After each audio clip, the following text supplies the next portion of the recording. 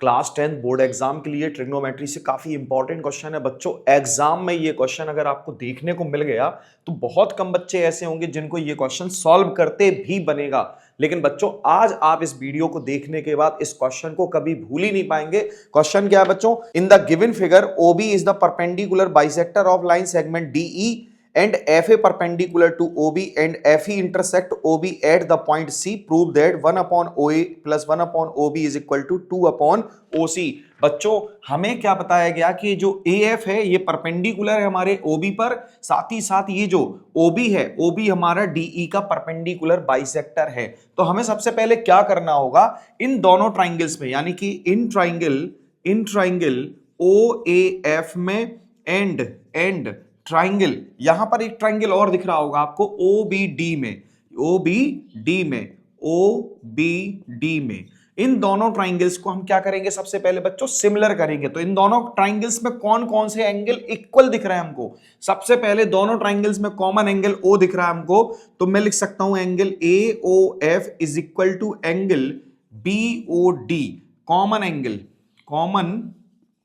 Angle. ठीक है बच्चों, इसके बाद हम देख पा रहे हैं कि यहां एक राइट एंगल है और यहां भी एक राइट एंगल है। इसका मतलब angle OAF is equal to angle OBD। ये बच्चों राइट एंगल होगा हमारा, ये राइट एंगल होगा। अब देखो ध्यान से देखना, by double A criterion of similarity ये दोनों ट्राइंगल क्या हो गए, सिमिलर हो गए। तो by double A triangle OAF similar to triangle OBD। अब देखो बच्चों हमें चाहिए क्या, हमें चाहिए OA अपॉन OB का रेशियो, साथ ही साथ इक्वल में हमें और क्या चाहिए, AF अपॉन BD का रेशियो। ये हो गया हमारा फर्स्ट इक्वेशन। अब हम क्या करते हैं, हम बच्चों इन दोनों ट्राइंगल्स को सिमिलर कर लेते हैं, in triangle ACF and triangle देखो इसके रिस्पेक्ट में A परपेंडिकुलर, कहां पर A पर परपेंडिकुलर है, यहां B पर परपेंडिकुलर है, तो BCE आएगा। ठीक है, यहां नाम क्या होगा इसका, BCE। ट्राइंगल की नेमिंग बहुत इंपॉर्टेंट होती है, बहुत क्लियर होनी चाहिए, उसी से हमको रेशियो लिखना पड़ता है। ठीक है बच्चों, तो सिमिलर ट्राइंगल करते टाइम या फिर कॉन्ग्रेंट करते टाइम हमें क्या करना होगा, इनकी नेमिंग पे बहुत ध्यान देना होगा। तो इन दोनों ट्राइंगल्स में देखो बच्चों क्या क्या इक्वल दिख रहा है, angle ACF is equal to angle BCE। ये वर्टिकली अपोजिट एंगल्स होंगे, ये दोनों एंगल वर्टिकली अपोजिट एंगल होंगे। साथ ही साथ यहां angle A is equal to angle EBC यानी कि CBE, ये दोनों राइट एंगल हो जाएंगे बच्चों। क्लियर? तो हम कहेंगे by double A triangle ACF similar to triangle BCE। अब जब ये दोनों ट्राइंगल सिमिलर हो गए, तो हम क्या करेंगे, AC भाई इनमें देखो, इसमें देखो AF और BD का जो रेशियो मिला था, यहां से हम AF और BD का रेशियो निकालने की कोशिश करेंगे, बट यहां BD तो है ही नहीं। तो हम क्या करेंगे, ध्यान से सुनो, AF upon BE is equal to ये देखो बच्चों ये क्या लिखा है, AC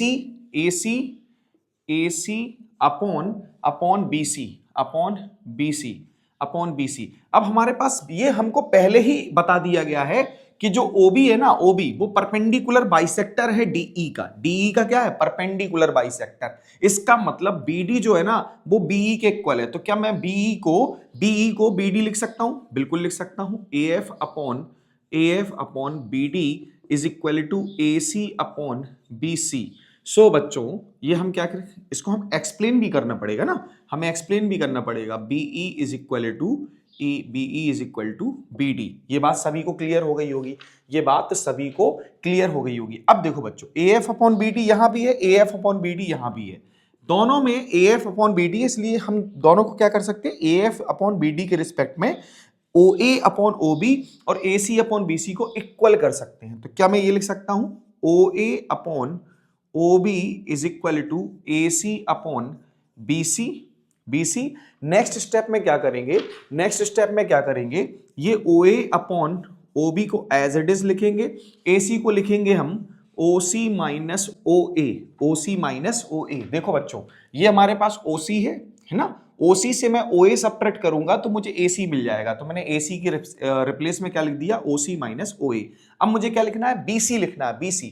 तो BC क्या होगा, BC हो जाएगा OB माइनस, देखो ये हो गया OB minus OC, OB minus OC, OB minus OC, ये हो गया। अब हम इसका क्रॉस मल्टीप्लाई करा लेंगे, इसका मतलब AO का मल्टीप्लाई OB माइनस OC से होगा, इक्वल OB का मल्टीप्लाई होगा बच्चों OC माइनस OA से। ठीक है, अब क्या करें, अंदर मल्टीप्लाई करा लो, AO का मल्टीप्लाई OB से, AO dot OB minus AO dot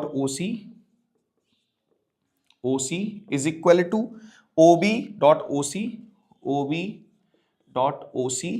minus OB dot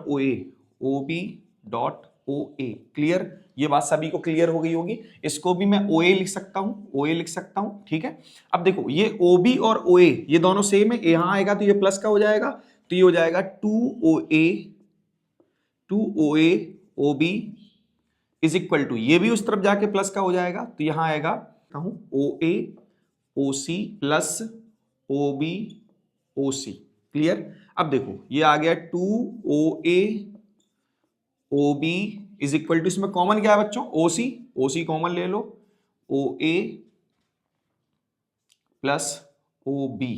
clear, यहां से देखो बच्चों, ये जो 2 दिख रहा है, इस 2 के नीचे लेके आते हैं हम OC is equal to OA OB को डिवाइड कर देते हैं, OA OB से इसको डिवाइड कर देते हैं, OA OB सेपरेट डिवाइड करते हैं बच्चों,